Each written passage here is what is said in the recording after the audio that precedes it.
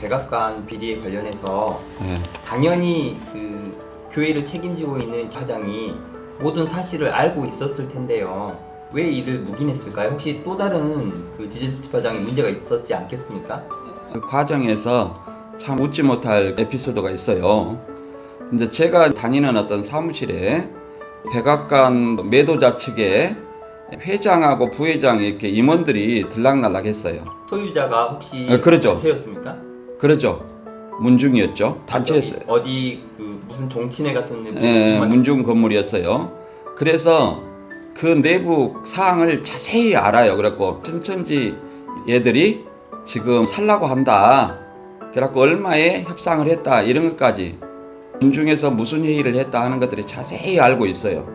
그래서 내가 거기에서 들은 정보를 당시 총무한테 얘기를 하니까 이 총무가 이런 어떤 사실을 집화장한테 보고를 한 거예요. 그럼 집화장한테 보고를 하면은 묘하게 문중 임원들이 그 사무실에 와가지고 우리의 정보가 누설됐다. 어떻게 그렇게 잘할까 하면서 이 사람들이 또 이게 말 바꾼다 이렇게 하면서 또 말 맞추기 시작하는 거예요. 그래가지고 또 그 사실을 내가 또 당시 총무한테 얘기를 하면은 그것을 또 집화장한테, 집화장이 또 그 해당 건물 매입 그 강사한테 얘기를 한가 봐요. 그래가지고 또 문중한테 이렇게 하고 뺑뺑이를 한 3번 정도 돌았어요.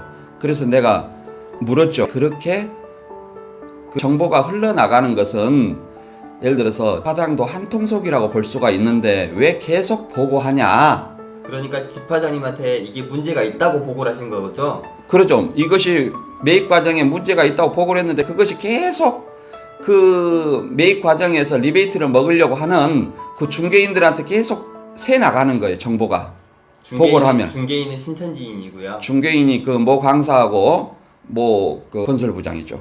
그래서 계속 새 나가는 거예요. 그래서 내가 왜 계속 보고하냐. 그 같은 통속으로 보이는데 부정을 사는 것은 같은 부정을 알고 같은 패거리 아니냐. 그러니까 왜 보고하냐 그랬더니 세뇌가 얼마나 됐는지 총회장이 항상 보고 철저하는 거예요.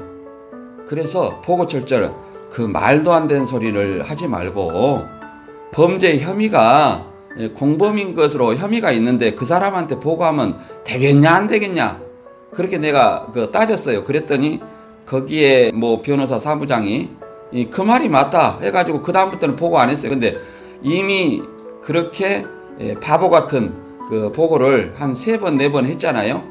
그랬음에도 불구하고 매매가 21억을 플러스 알파 해가지고 22억 5천에 계약했다는 거예요. 그러니까 우리가 생각했을 때는 집화장이 묵인하지 않고는 절대 이런 일이 있을 수가 없다. 가담까지는 몰라도 그렇죠. 최소한 묵인은 했을 것이다. 그렇죠. 묵인 내지 방조죠. 왜 그랬을까요? 자기의 오른팔이어서 그랬을까요? 아니면은 나도 해먹으니까 봐줬을란지. 집화장으로 포커스를 한번 넘겨보죠. 네. 지지숙 집화장의 뭐 재정적인 문제는 또 따로 없었습니까?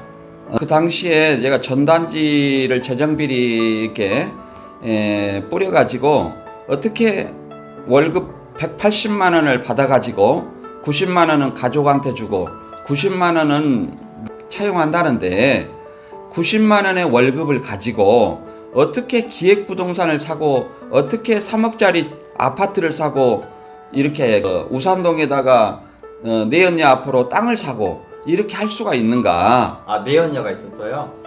예, 그것은 뭐 다 이미 우리 사이에서 다 드러난 일입니다. 좀 이따 다시 이야기하기로 하시고요. 그래서 이것 가지고 명예훼손으로 고소를 해서 제가 명예훼손으로 조사까지 받았어요. 그래가지고 경찰이 기소 의견으로 검찰에 넘기고 검찰에서 벌금 300만 원을 때리고 그 다음에 1심에서 그때도 좀 묘하더라고요. 벌금 300만 원 받으신 다음에 불복하셔서 정식 재판을 청구하셨나 보네요. 그러죠. 예. 왜 그러냐면 그 수사 과정에서도 좀 석연치 않았던 것이 우리는 이미 그것을 검증하고 이것을 공익을 위한 진실한 사실에 근거해서 나름대로 그 전단지를 뿌렸거든요. 그러니까 이것은 위법성 조각사유로 무죄가 무혐의 무죄 문제가 될 걸로 생각하고 조사를 받았죠. 죄 없음이죠. 예.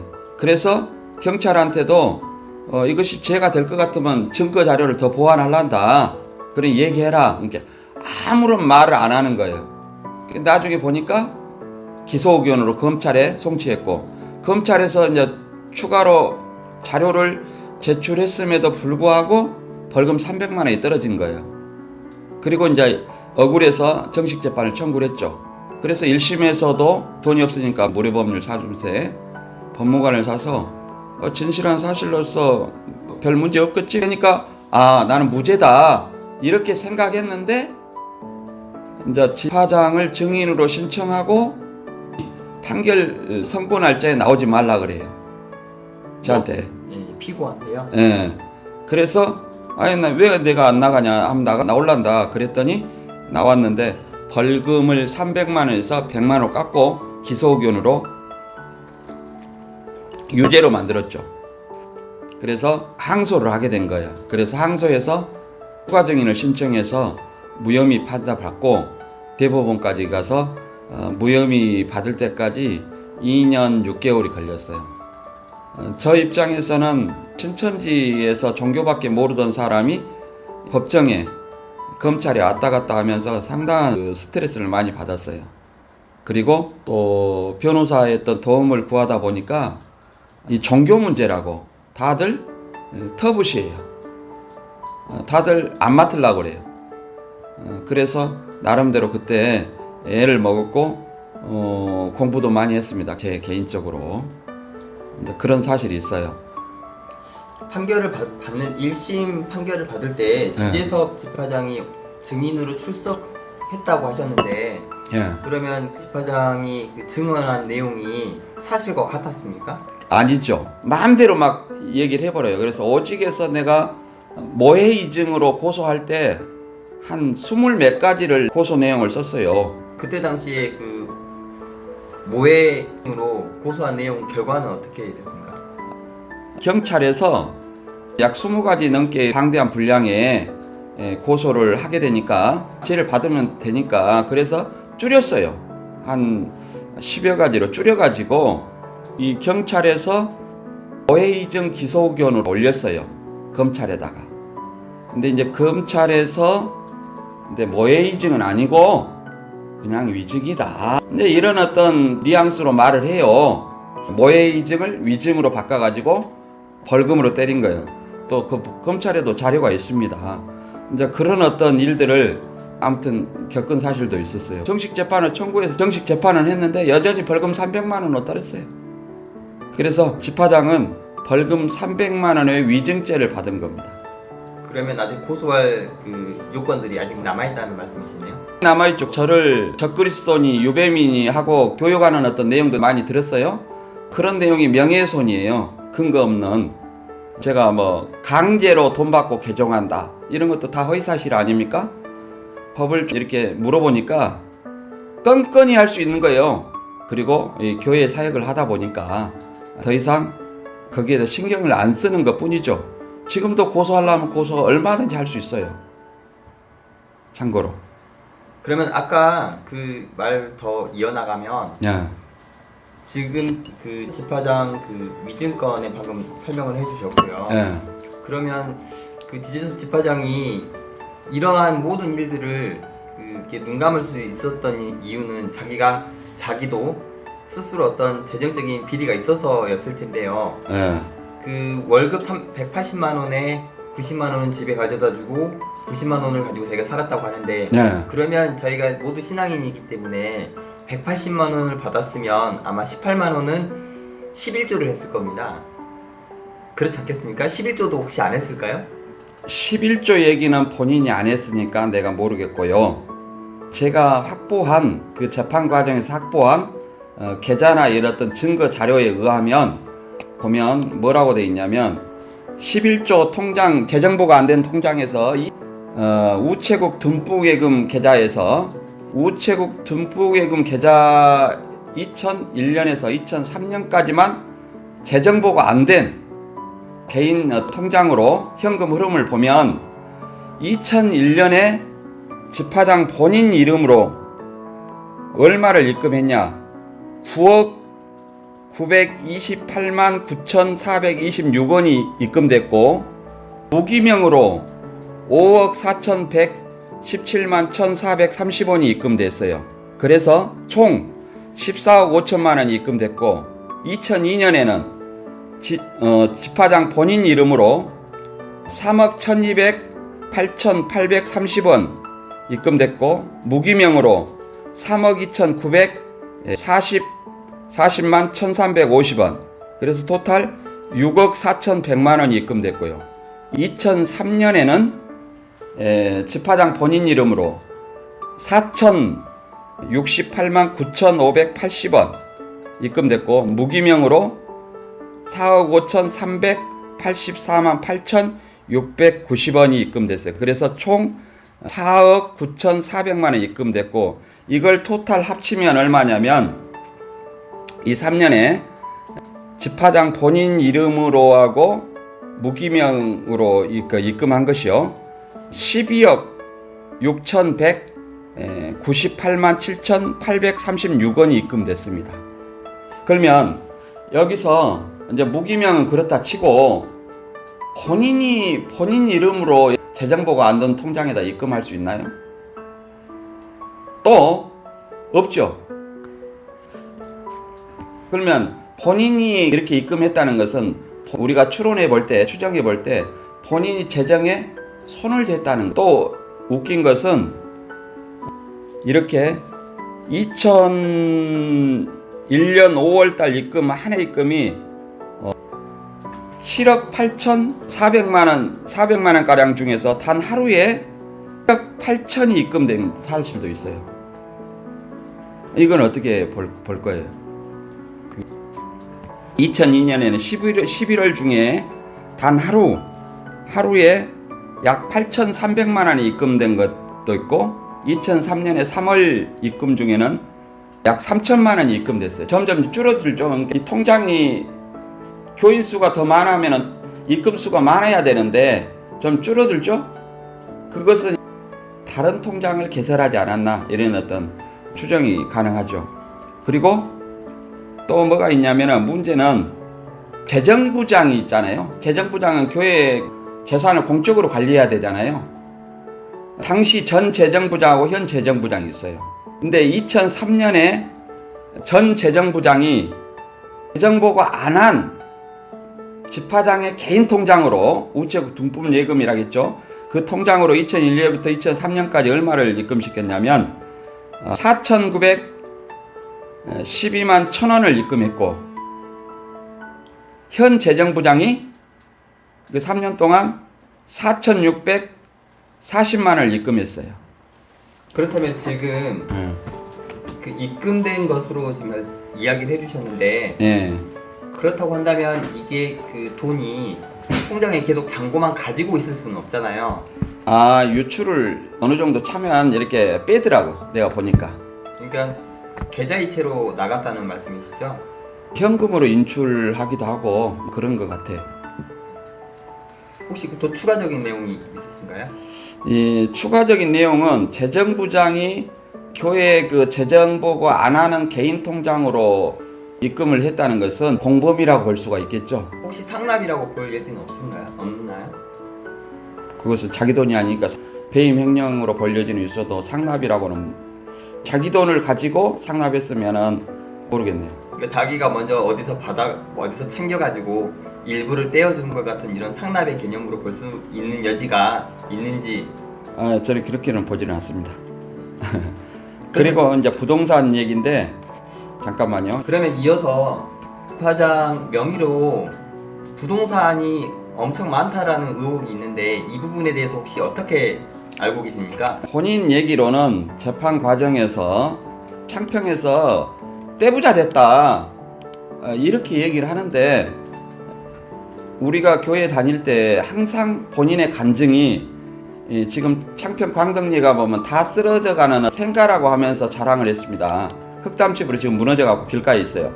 거기서 내가 남이 안 하는 그 자갈밭에다가 돌 걸러내가지고 수박을 심고 그런 농사를 지었다, 이렇게 내가 어렵게 살았다, 이런 간증을 우리한테 수시로 했고, 실제로 본인이 제출한 그 부동산 내역을 한번 제가 살펴봤어요.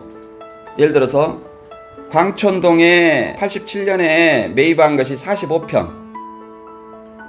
45평이고 그 당시 공시 가격으로는 26,000원 정도. 그 다음에 주장은 터미널이 되어서 좋아졌다고 하는데 시점이 87년에 매도했는데 89년에 터미널이 그 수용 시점이에요. 그러면 터미널이 되기 전에 매도했는데 터미널하고 무슨 상관이 있어요? 2년 전에 매도했는데 터미널은 89년 4월 27일 날 수용 시점이에요. 그럼 그 전에 팔았잖아요. 그게 뭐가 좋았어요? 그리고 터미널이 좋아졌다는 그 집이 멀리 떨어져 있어요. 그리고 89년에 매도한 봉산리 논이 있어요. 1000평이. 그런데 요것은 아주 맹지로, 길이 없고 꾸불꾸불한 어떤 맹지로 굉장히 저렴하게 평가될 걸로 생각하고, 이 터미널 집하고 이 봉산리 논을 팔아서 89년에 지산동 주택을 42.9평짜리를 매입하지 않았나 이렇게 추정이 돼요. 부동산 흐름이 그렇게 되어 있습니다. 시점이 그 겹치네요. 그렇게. 예, 근데 여기서 주장은 농지 정리돼서 제 앞으로 등기부가 없다 이렇게 얘기했지만, 현재 그 봉산리 땅은 농지 정리 안 된 부정형 명지입니다. 그리고 농지 정리돼도 폐쇄 등기부라고 해가지고 다 남아요. 이런 거짓말을 할 수 있겠나, 이런 어떤 말도 안 되는 얘기를 한 것 같아요. 그리고 이렇게 농지 정리가 됐다겠는데 안 돼 있고 대장도 현재 존재하고, 만약에 농지 정리가 됐다면 폐쇄 등기가 필요한데 그런 것도 필요하고, 본인이 또 뭐라고 얘기하냐면 뭐 사진을 이 광주 지방경찰청에 농지를 찍은 어떠한 필름, 비디오 등을 제출했다고 이렇게 주장을 했어요. 그러나 지방경찰청에 알아본 바 농지를 찍은 필름이나 비디오 전혀 제출한 사실이 없는데 제출했다고 이렇게 법원에서 이렇게 얘기를 한 거예요. 거짓말이에요, 이것도. 그리고 집화장에 법원에다 제출하는 어떤 기만 서류가 있어. 허위 서류. 허위 서류는 자기 땅이 아닌데도 불구하고 내 땅이다, 돈이 많다 주장하려고 제출한 서류가 있는데, 원래 돈이 많았다라는 주장을 하기 위해서 그런 거죠. 그렇죠. 기획부동산이 무슨 돈으로 샀냐 이것을 반론하기 위해서 얘기했는데, 망월동에 124평을 했어요. 그런데 이것은 전혀 타인 이름이에요. 송모 씨 이름이에요. 그래서 이 부동산 최종 정리를 해보면 부동산 매매 시점에 여유 현금이 거의 없다. 따라서 떼돈 번 것도 아니고 많은 부동산을 가지고 있던 것도 아니고 오로지 부동산은 광천동 주택 하나, 그 다음에 봉산리 그 부정형 맹지 1000평, 그 당시에는 한 7, 8천원, 만원 밑으로는 했을 거예요. 제가 이제 부동산 공인중개사니까 그 정도는 대충 추정할 수 있죠. 이렇게 돈이 한 푼도 여윳돈이 없는데도 불구하고 했다는 얘기. 월 90만 원으로 10년 내에, 그렇잖아요. 이 시점이 10년 내에 2010년에 우리가 개혁활동했으니까 그 당시를 시점으로 보면 10년 내에 어떻게 과장이 부동산을 이렇게 많이 거래했는지 제가 한번 하나씩 얘기해 볼게요. 동구 지단동에 이거 주택은 매입 추정가는 한 4천만 원으로 봅니다. 근데 부동산 그 2개 팔면 그 정도 나올 거라고 봐요. 지금 그것을 천주교한테 팔았는데 추정가는 1억 2천입니다. 그러면 경기도 이천, 율면, 본중리 기획부동산이라는 것은 국가에서도 사기부동산이라고 있는 것입니다. 아, 종교 지도자라는 분이 기획부동산을 했다는 거네요. 네, 그렇죠. 이제 신천지 교인 중에 기획부동산을 하는 사람이 있어서 집화장을 이용해서 같이 기획부동산을 한 거죠. 이 기획부동산은 누구나가 잘못된 것이라고 알고 있잖아요. 예를 들어서 싼 땅을 사가지고 쪼개가지고 비싼 값에 파는 것이 기획부동산이에요. 그래서 10배 이상 뻥튀기를 합니다. 그래서 기획부동산이 사기라고 얘기를 하는 거예요. 그리고 가보면은 좋을 줄 알았는데 가서 길도 없고 산꼭대기나 뭐 이런데 실제로 경기도 이천 율면 본중리 산이잖아요. 길이 없어요. 맹지예요. 맹지는 부동산 가치 활용성이 없다는 겁니다. 여기에 앞으로 5천만 원, 그 다음에 모시로 또 2,300만 원, 그 다음에 우산동 농지를 2004년 6월 달에 매입했는데 매매 가격은 얼마였냐면 2억이었네요. 그리고 계림동 두산이부 매입가가 2억 8,500이에요. 이건 딸 앞으로 있죠. 이건 다 명의신탁입니다. 부동산 신탁법 위반이죠. 그리고 실명제법이네요. 실명제법 위반이고, 그 다음에 북구 오치동 주공아파트를 앞으로 5천만 원 해놨고, 그리고 그러니까 요것을 더하면 얼마겠어요? 그 후에 2012년이면 제가 2011년 7월 23일 날에 제명됐으니까 후에 이제 집을 하나 샀어요. 담양에 집을 샀는데 누가 안 사요. 그래 소문이 났더라고. 그런데 모 건설부장이 또 그거를 집화장한테 3억 5천에 팔아먹었어. 본인 이름으로 이제 등록을 했어요. 그러면 여기서 3억 5천은 어디서 났을까요? 예를 들어서 1억 2천 팔았는데 3억 5천이면은 한 2억 3천 정도 추가로 필요하죠. 90만 원을 부지런히 못 해가지고 샀을까요? 이게 생각해 볼 문제입니다. 그리고 또 독림동 논이 한 세 필지가 있는데 한 788평, 그 다음에 1194평, 1194평 이렇게 세 필지예요. 저 있을 때 이 땅을 이 농지를 살 때 우리한테 뭐라고 얘기했냐면 광주 12,000 들어가는 성저 짓는다 이런 명목으로 샀어요. 다 구경 가고 그랬죠. 요 세 필지 여기다가 이제 우리 집화 건물 짓는다 이렇게 하고 샀는데 이것을 얼마 주고냐면 총 2억 7,615만 원에 매매가 됐고, 한 필지가, 그 다음에 또 두 필지는 14억 6,500씩 해가지고 샀습니다. 그래가지고 이 부동산 총액이 본인 이렇게 거래낸 지산동부터 기획부동산, 그 다음에 담양, 그 다음에 독림동 이 부동산까지 해서 총 합해하니까 이 정도 된다는 거예요. 제가 이걸 문제 삼으니까 독림동 땅은 총회에 수탁했다 이렇게 했는데 팔아가지고 돈을 총회에다가 다 올렸는지 안 올렸는지는 미지수입니다. 제가 나왔기 때문에 그건 모르는 일입니다. 뭐 기회가 되면 저 땅 판매 대금이 어떻게 되는지 한번 그 총회에다가 한번 내용 증명이라도 한번 보내봐야겠습니다. 결론은 90만 원으로 저런 짓을 할 수 없다는 거죠? 그렇죠. 90만 원으로 그런 일을 할 수 없고, 실제로 이 기획부동산 경기도 이천 율면 본중리의 그 기획부동산을 이렇게 해가지고 실명법 위반으로 200만 원 맞았어요. 그 다음에 구청에 과징금으로 1억 7천만 원 정도 맞았어요. 근데 이 과태료는 기획부동산 그거는 산정을 안 한 겁니다. 그리고 제가 전단지 뿌릴 때 재정을 문제 삼았던 것은 그 기타 및 잡비를 문제 삼았어요. 그 다음에 제가 다닐 때 파워포인트로 재정부장이 보고할 때 내가 문제 삼은 것이 뭐냐면은 1억 5천이 헌금이 들어왔다. 그러면 항상 절반 가까이가 기타 및 잡비로 편성이 되는 거예요. 뭔지 알고 너 그거 하냐? 이렇게 자꾸 얘기를 했어요. 자꾸 기타 문제 삼으면 잡비, 그 다음에 잡비 문제 삼으면 기타 잡비, 이런 식으로 말장난을 하더라고. 돈을 안 주로 들고.